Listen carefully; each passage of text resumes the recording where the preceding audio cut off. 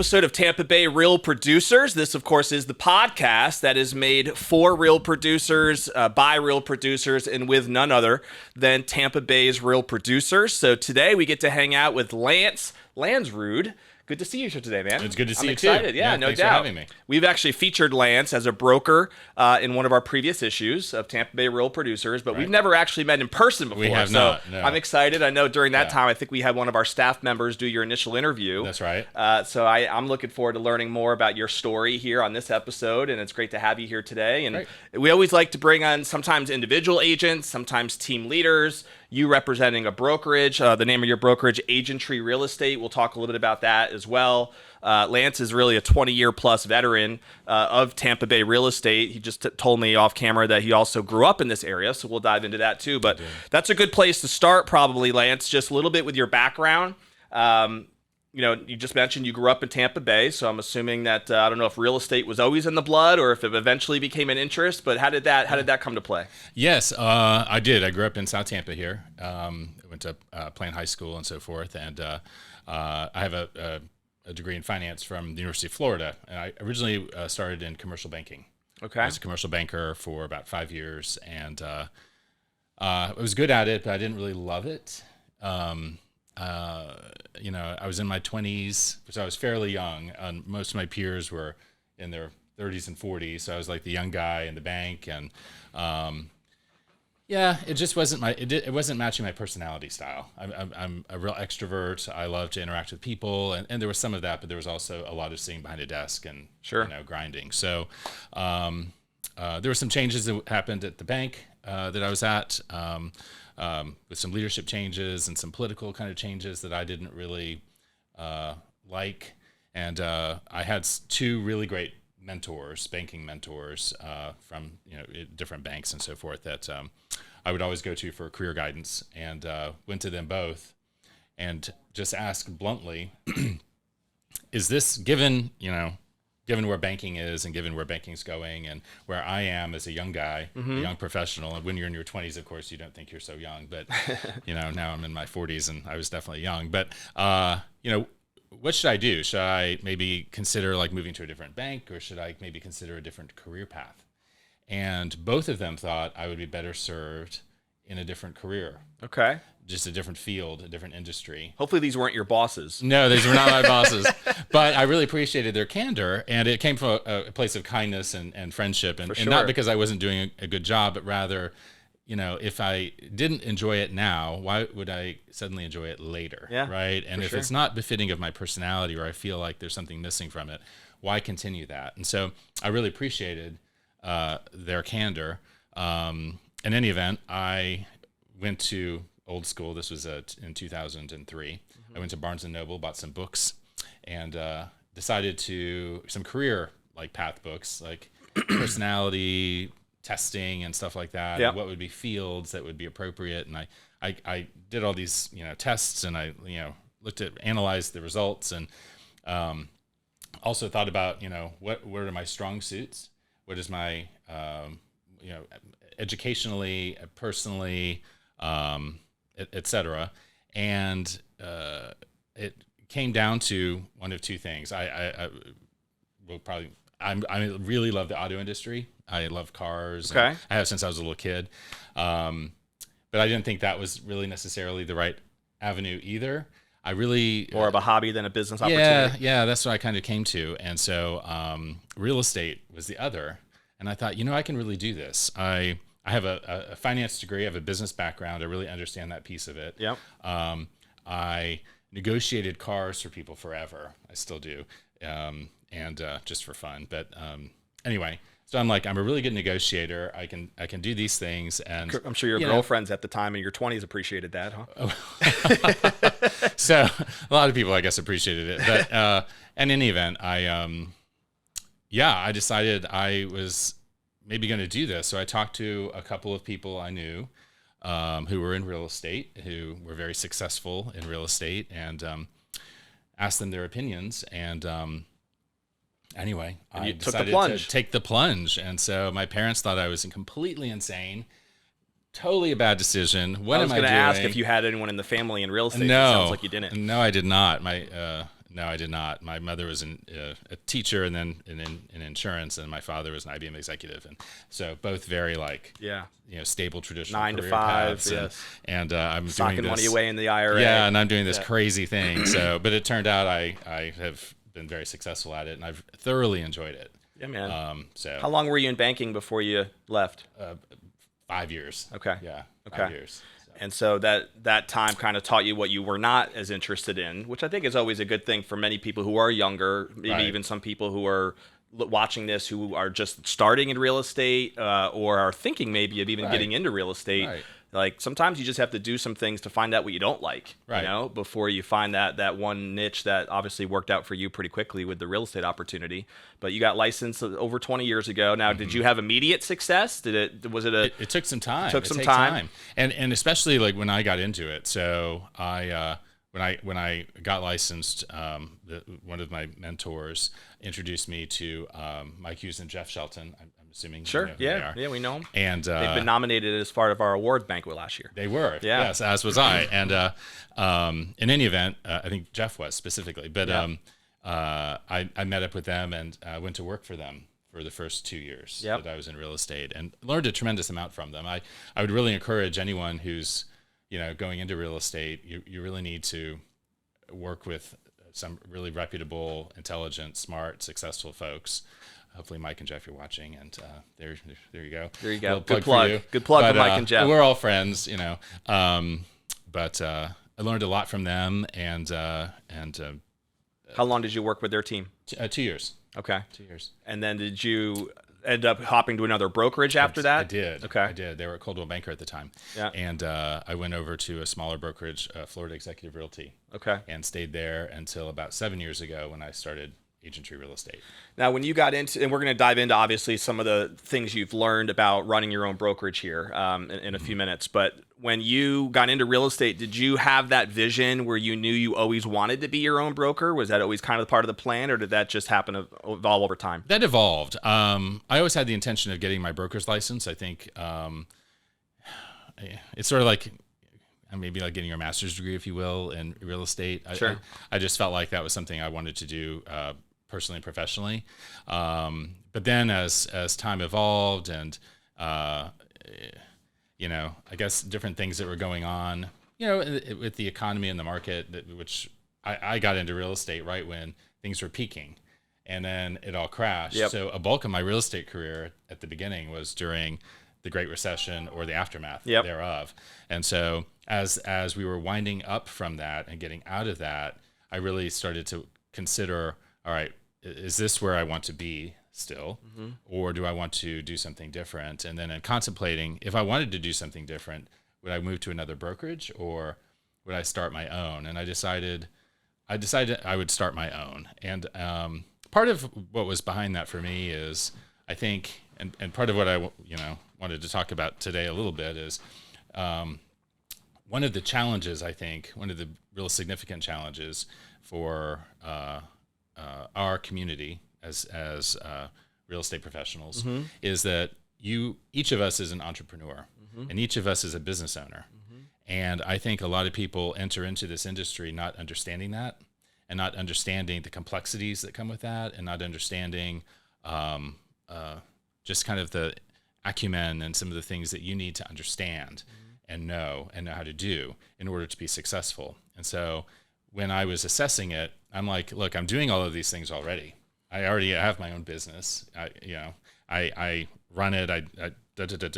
I'm just adding an extra layer. Sure.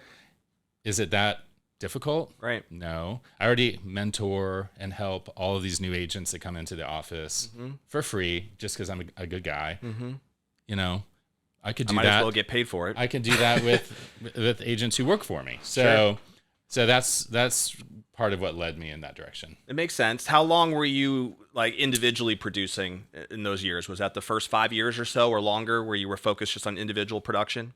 For myself? Yes. Yeah. So from like 2005 until 16 when I started the brokerage. So for 11 years, okay, I was an agent, individually producing. Did you have a team at all during that time? I did not. It was just me. So you went from helping people, you said, in terms of like agents who needed help around the office or whatever. But then when you decided to open the brokerage, your priorities shifted. They must have shifted a little bit from just sole production, individual production, to now team building. That's right. That's right. And recruiting and supporting an actual organization. Right. And I think that probably is a distinction that some people have to make, whether if they ever want to follow that path of being a broker, do they have that passion, that interest in actually investing that energy into intentionally team building? Right. You know? And growing from that perspective. And that's a really good point. Being a broker, a traditional broker, is very different from being, a selling agent. An agent that's out selling and producing. I have not fully done that. I'm a competitive broker. Okay. So, which means I sell real estate. Sell, yeah. Which some agents, who want to come work for brokers don't like that. Sure. I mean, Tony Everett's an example. She's fabulously successful, and she's a competitive broker. For anyone who knows Tony Everett, yep. But and that's how I am. I'm a competitive broker, and part of what I've kind of determined on my journey is I really love my clients, and I really love selling, and I love the process, and I love helping people, and just all of that piece. So, kind of what I've come to is I think I would miss the relational aspect of all of that. Too much to give that up. I think I will remain a competitive broker and continue to sell, and that may result in my having a smaller, organization. Ultimately, for the reasons discussed. But I really How many agents do you have on the team now? There's 5 of us. Okay, so it's fairly small, but it's a great group, and we have you guys did over 30 million, I think, last year, from what we saw, somewhere in that ballpark. I think so, and I was 25 of it. Okay.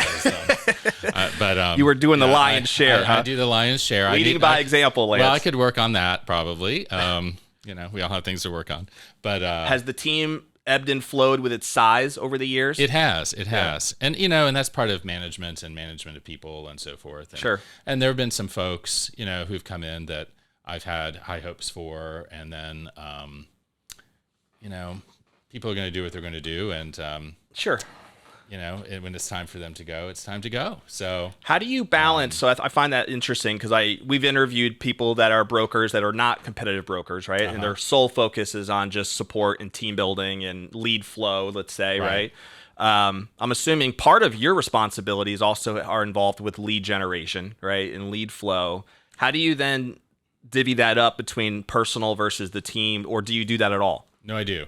So I have a practice that I instituted when I opened the brokerage, that anything that comes in cold, I'm giving out. It's not for me. It's going to be for one of the agents. Okay. And then what I try and do is determine, all right, who is the most appropriate for that? Yeah. Whose personality is going to fit it the best, and so forth. And frankly, I don't know. I have found in my career that just the little cold leads are fewer and further between, and are usually the ones that aren't converting as well. Yeah, they're just not the great. They're not the great leads, and so I also end up. I also give warm stuff to my agents, because I can't handle everything. Right? Yeah. I can't facilitate every client. Sure. So fortunately, I have folks that are excellent at what they do, and can take this warm relationship that I have and nurture it and take care of it and take care of the client, and not, cause embarrassment effectively. Sure. Because those warm ones are really delicate. You don't want to alienate. Totally. And if you've handed it off to a third party at your agency or your brokerage or what have you, your team, then you need to trust that they're going to manage that client appropriately. Especially if it's like a referral lead, right? I mean, that could be that's the warmest lead you can get. So somebody who might have been a past client of yours, who then either moves again or has a friend or family member, those leads have to be treated like gold. And Don, that's most of my business. Right. I'd say 95% of my business, if not more, is referrals from clients and my sphere of influence. Very cool. And that's really what I try and get my agents to focus on heavily, is their sphere of influence and managing that sphere, which, if you're doing it right, is a fun thing to do. I love my calling efforts, if you will, because to me they're very organic, and it doesn't have to be anything big, hey, shoot a text. Hey, how are you? I've been thinking about you. How's life? How's your family? What's going on? Or hurricane just happened, Hey, I'm thinking about you. How's your house? Do you need help? Yeah. What can I do? Blah, blah, blah. Just anything and everything like that. I mean, I don't have to preach to the choir, but, just being intentional. Being intentional about it, and being authentic about it. Yeah. Authenticity, I think, is really important. I see a lot of automated sort of systems and things that are in existence that, and we all get them in other industries, right? From other, and does it really compel you? I prefer the authenticity of. You would hope that if there's some automation out there that I think could be customized to hopefully become and feel as personal as possible. Especially the AI doing what it's doing. With the AI elements and stuff. And we're going to actually have a panel on that. In November, actually, we do these panels every month at Whiskey Cake. Right. Our one, by the way, this month in September is on relationships and referrals. So I don't know if you're available, but I might want to have you on it if you're available. It's on the 21st of the month. Of September. So we have one opening still left, I think, for a panelist. And you just mentioned 95% of your business comes from referrals. So maybe that would be a fit if you're available. Well, it might be. But yeah, man, I was going to ask you about any strategy. So you've been in the game now over 20 years, and you just mentioned that referrals has been over 95% of your business. And it sounds like your strategy with that has just been very genuine and just keeping in touch, right? Consistent follow-up, making sure that you're top of mind, that you're really working on building a genuine relationship. Is there anything that you would want to elaborate on either in that world or in another strategy that has worked well for your business and how you've maintained consistency and growth? What are some of the things that you love to do that have been, key cogs in your success, you would say, in the business? I'd say it really comes back down to the basics of relationships. Okay. There's been nothing overly splashy, I would say, but it's really just being consistent and authentic about it, and being organized. So I mean, I have my CRM and my database and everything, and it's just about maintaining that intentionality. And then the other thing that I do, and I guess in terms of on the business side, I don't know if. You're talking about relationally with our clients. Well, your business, how that has affected your business. But I think these two things go hand in hand. So I have a finance degree, I have a business background, and so forth. And I look at my P&L every day, right? And I look at my pipe constantly. It's on one of my monitors. Gotcha. On my desk, constantly. And I can see everything that I've sold in this year. I can look last year. I can look at everything, whatever, and what's pending, and then what's on my pipe, and then I have it all sorted. Yeah. And as I'm touching these people constantly, because they're active, right? I'm constantly touching them. Depending on what's going on, I sort of can move them around, and I have a whole system of how I do it. But I move them around so that I'm not dropping anyone. Yeah. I'll have 20 people in my pipe at any given time, at least, right? And so how am I touching them? How am I working with them? Where do they fall, in terms of urgency and so on and so forth? Yeah.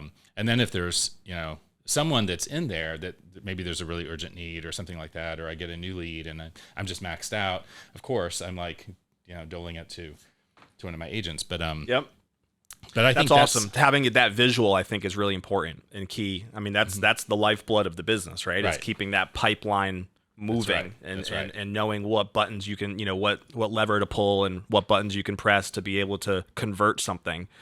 And that happens with experience, I would imagine. Yeah, over time. It's interesting how many people don't do that. I think I was sort of surprised. A lot.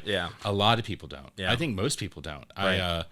A mortgage professional that I do a lot of business with put together a mastermind group maybe 2 or 3 years ago. It was really neat, and she brought together a group of 8 of us, and for I think 9 months we met every month, and 8 months, because each of us presented something each month. Yeah. And I presented on kind of the business management side of it, and it was really interesting. All these folks, and they all sell a lot of real estate. None of them really did that. Interesting. Deliberately. Yeah. They weren't really focusing on that. Right. They knew they had a funnel, but they weren't Yeah, like you said, they weren't focused on it every day where it was like visually in front of them. Right. So when you put, at least for me, and I think a lot of people are visual in the real estate world. There's a lot of that kind of prototype, I think, in the real estate world as visual learners. So having something that is in front of you, like you said, on your screen every single day, just forces you to be intentional about it. Yeah, to where I gave it to them. Yeah. I deleted my client's data, but I gave them, with all the formulae and everything put into it, so that it all just worked. So, do you have a favorite CRM that you use to manage this? I still use Top Producer, and I started with that 20 years ago, and it's not like the best CRM anymore. Yeah, but it's all in there, and it's all. I don't know. If it works for you, it works. I just haven't moved. Yeah, but. No, I think that's really a good point, Lance. I appreciate you bringing it up. I know we use what's called Go High Level as a CRM, and it has a similar component where you can look and visually see pipelines, right? And you can just drag and drop and move things over and do your notes and all that stuff. And there's a lot more that you could do with it that we probably don't maximize its effectiveness. But I think having something that easily accessible is really an important point. And let's be real. In real estate, if you're going to be successful, you always have to have a finger on the pulse of that pipeline, and is that growing or is it diminishing? Like what's happening? And every day, one of those two things is happening. Correct. One way or the other, So I think that's very, very wise. And is that something that you would say your team is also utilizing pretty regularly? Is that just part of how things are run? I would hope so. Yes. Yeah. I was talking to another small broker maybe 2 months ago, and she was, I think, feeling a little down in the dumps about how her business was going and stuff. And she's great, and I really like her. And we all go through our ups and downs and our things. And she, I think, was feeling like a failure as a broker because she was having a struggle in motivating her team to do some of these things. And what I told her was, this isn't necessarily you. To be really successful in real estate, I think there's a 95-5 rule in what we do, and 5% of us are really successful, and the other 95% are sort of hanging on. That's what Real Producers is built on. So right, and so, but you have to have a really, really unique and specific personality type and skill set and so forth to be successful in this industry. And one of the things, you have to really be a self-motivated person. For sure. 100%. You have to be self-motivated. And if you aren't a self-motivated person, you can't teach that. Like you can't teach something that's inherent in you or it's not. Right. And so I that's what I told her. I'm like, it's not you. It's just that they're not probably a fit to be a super successful real estate agent. They might be really successful. So that leads to the question, then how do you think you find those people? Because as a broker, that's your main job, is to try to find them, recruit them, and bring them on. Because I couldn't agree with you more. It's really hard to train someone to be self-driven. But there are ways, I think, that you can try to attract them, into your organization. Can you speak on some of the things that you think have worked for you as a broker to try to just find, and it doesn't sound like you're aggressively recruiting. I could be wrong. No, you're right. It sounds like you're more focused on just, smaller knit quality people that you're excited to work with. I don't want to put words in your mouth, but that's the impression I get. So if you could speak a little bit to like, what do you look for when you consider bringing someone on board? What are some things that have worked for you to try to find the right people? And maybe even what you do when you realize someone's not the right person, like what that looks like. What's that experience been like for you? Yeah. So finding the right person. So I guess first you need to have an understanding of what the skill sets are in order to be successful. And what I would argue are, there's a multitude of things. You need to be an outgoing person. So you either need to be an extrovert who thrives on that, or someone who's an introvert that can deal with it, because you need to be on all the time. And if you become exhausted by it, you're not going to be on. Yeah. Right. Because you need to be picking up clients anywhere you go, like any networking opportunity. Any opportunity, anywhere you go is a networking opportunity. For sure. Especially in real estate, right? Yes. Everybody lives in a house. That's right. And there's 8 million realtors running around, right? Which we can talk about that in a minute. But so you need to have a personality type. You need to be self-aware. You need to be able to read the room and read the client. So, and read between the lines, even their facial expressions, like to understand what their objections are. Because ultimately we're trying to help them achieve a goal, and they may not know how to get there. And so we need to be self-aware enough to know, all right, I'm looking at you and you're not liking this. Yeah. And you may not know why, or you may not be able to say it to me, but I know you're not. And so let me lead you away from it, or let me help figure out where you need to go, or, you know, during contract negotiations or other, it's whatever. You just need to be able to read the room really well. And that's, I think, huge, right? So we talked about, you know, personality type, being self-aware. You need to have a business mind. I'm sorry, this is a business. And not only for yourself and your own business, but for the transaction you're representing for the client. This is a big purchase or sale. Probably their biggest one in their life.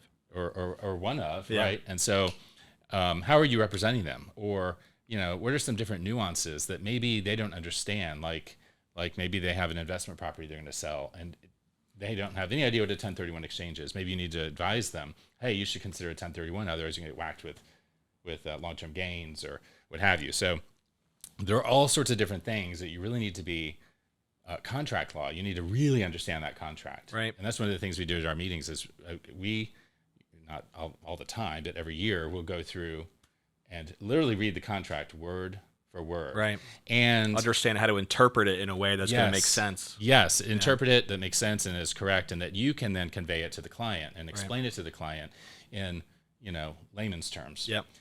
Without getting ourselves in trouble, because we're not lawyers. I mean, some of us may be, but we can't practice law without a license. Yep. So you have to, you know, there's a fine line. But and I would imagine the worst thing, well, maybe not the worst thing, but probably something you would recommend against is production standpoint, which I think you obviously do. And then it also, you know, ties into what systems can you put into place that are going to help you attract the type of people that you want to work with, because or else you just kind of end up with who shows up right at your door, and you can be turning a lot of people away. But I think the intentional brokers that I've talked to, and a lot of people who I think run great teams, they have very precise programs and systems that are in place to help them find who they want, you know, because they're not just naturally going to come to them regularly. And and you touched on a couple of those things already that I think you've done and will, I'm assuming, continue to do to kind of grow the team. What are some of the things, and we're going to talk about some of your personal side in just a minute. We're going to switch gears, so if people don't know you, they can learn a bit more about you. But I'm curious about moving forward, Lance, what are you most excited about in your business for the rest of this year and beyond? Some of your goals, maybe. What are some things that you're fired up about where you're taking the brokerage? Well, that's a good question. So fourth quarter is when I do my business planning for the coming year and so forth. So that is about to commence. I think, obviously, you know, I'm going to set my goals for production. I'm going to set my goals for calling efforts, for agents and so forth, recruitment. But I think there's some other things in play that I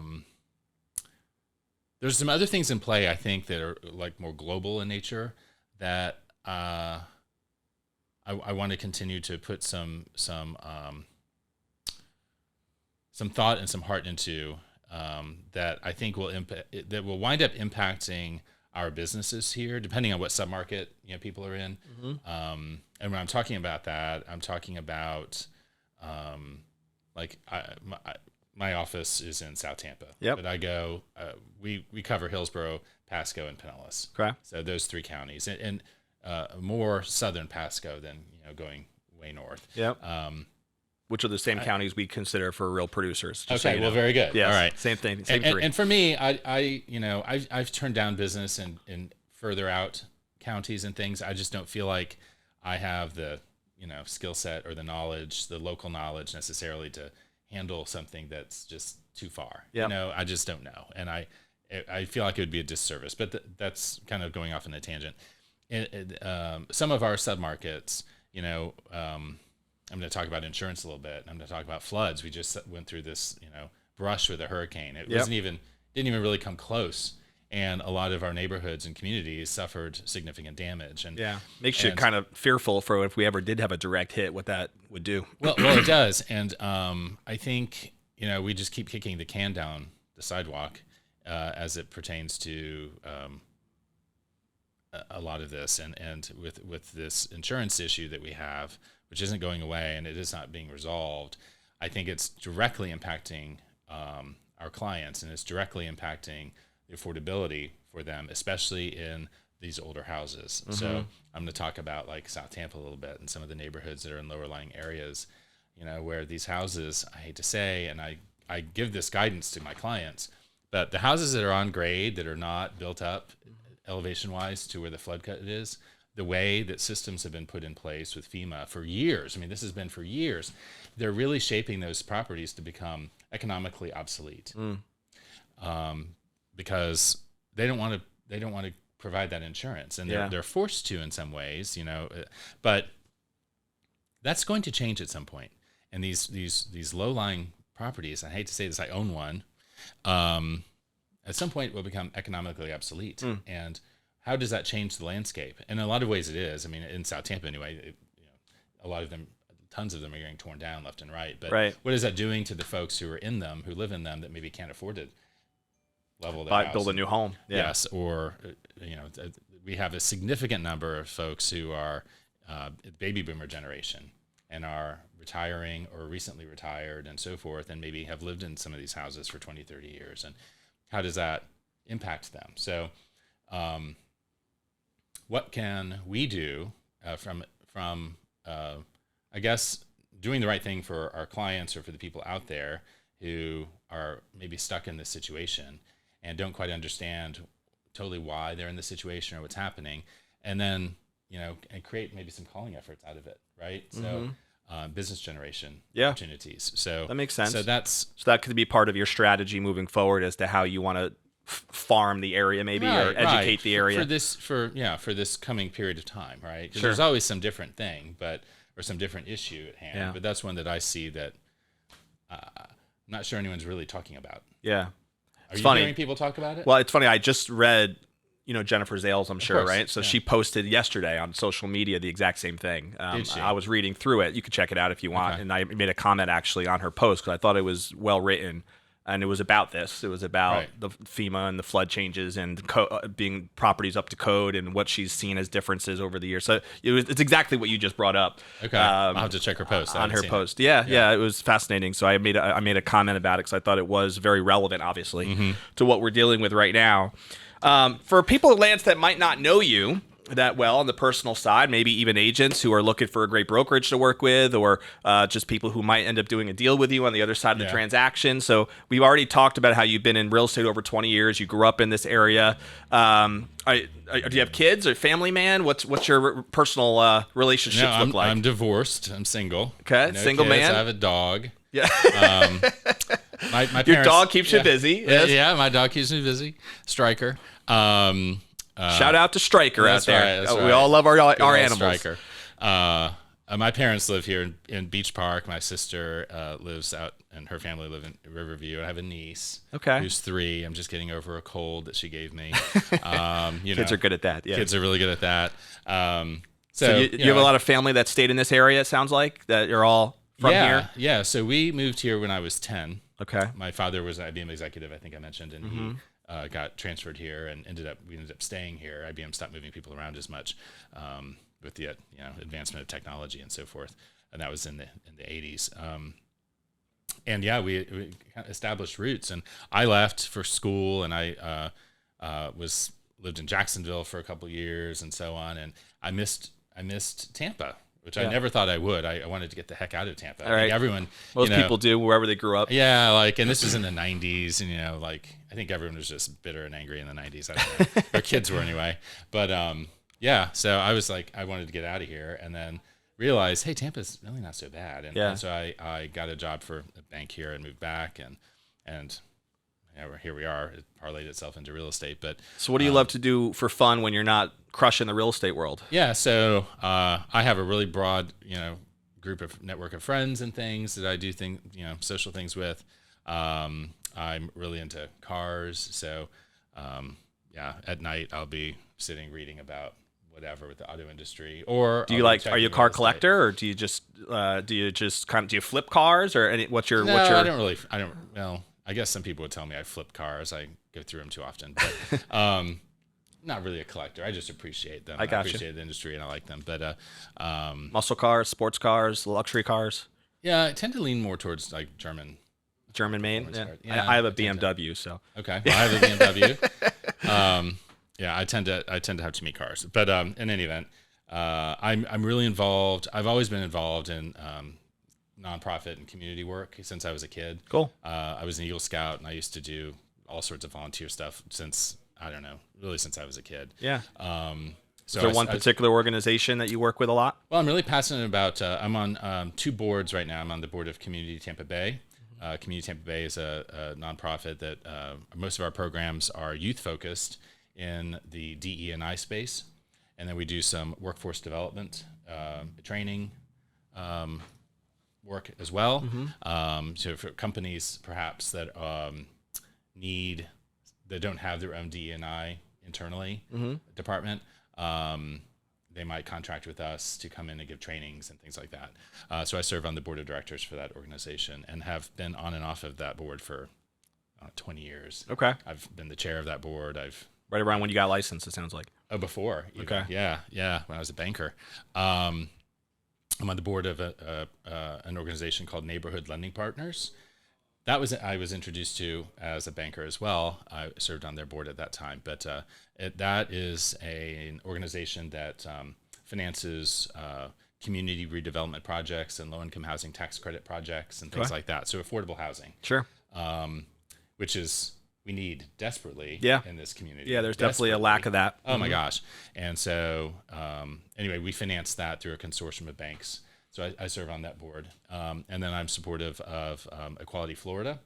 And let's see, who else? Oh, the Tampa Bay Chamber. I do a ton with the Chamber. Cool. I went through their Leadership Tampa program back in 2015, which, for anyone listening out there, I have, if you're talking about networking and business development and stuff, I always find that to be like tertiary to what I'm doing. But, these relationships happen. So sure. Anyway, Leadership Tampa it was an honor to get into that program. I went through that in 2015 and stayed very involved in a leadership capacity with them and ended up chairing the class of 2020, which was a huge honor to chair that. Nice.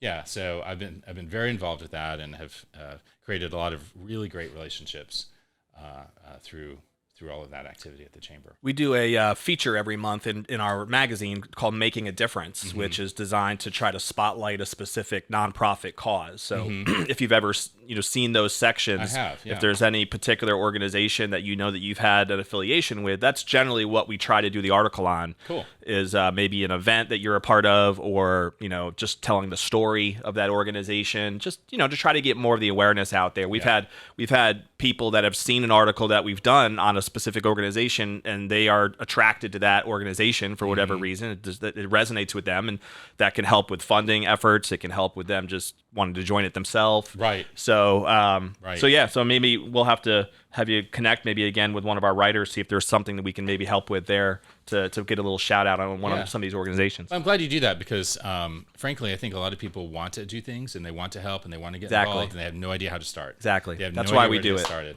Yeah, I hear that a lot too, and I think we hope that what that's doing is just providing options, for people to say, hey, you might not have heard of this organization, but this is what they do, Right. And that's why we like to do that. We're going to do some quick rapid fire questions, just about like some personal things, get more information out there about you. One is, do you have a favorite book or author or event, maybe a seminar that you've attended, something that you feel like has really made a big impact on your personal or business life?